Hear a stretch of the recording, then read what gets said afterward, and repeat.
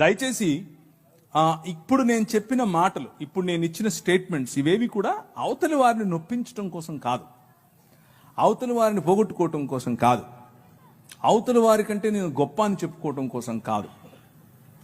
Bible మీద బురద చల్లితే అలా చల్లకండి, అది కరెక్ట్ కాదు.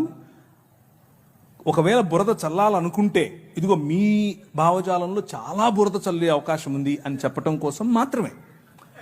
అలాగే విన్న మీరు ఈ కంటెంట్ తీసుకుని దొరికినోడు ప్రతి ఒక్కడిని ఇలా నీకు తెలుసా అని మొదలు పెట్టకండి. ఇలాగ ఉందటగా,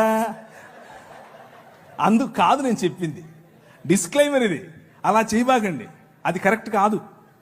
ఇది ఒకవేళ మనల్ని ప్రశ్నిస్తే తిరిగి ప్రశ్నించటం కోసం ఉపయోగపడేది మాత్రమే తప్ప కావాలని గోక్కుని అవతలి వాడికి ఏదో తలంబ్రాలేసి పంపిద్దాం అనేది చేయకండి.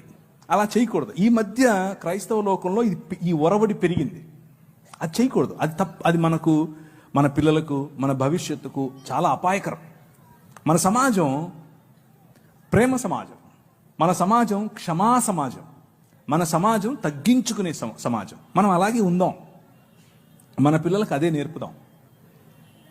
అలా కాకుండా అతివాదంలోకి వెళ్ళామనుకోండి, అతివాదం మన పిల్లల భవిష్యత్తును నాశనం చేస్తుంది. మన దేశం, మన ప్రజలు, మన బంధువులు, మన తోటివారు, మన సొంత వారు, వారు హిందువులైనా, ముస్లింలైనా, క్రైస్తవులైనా, ఏ దేవుణ్ణి నమ్మని వాళ్ళైనా అందరూ మన వాళ్లే.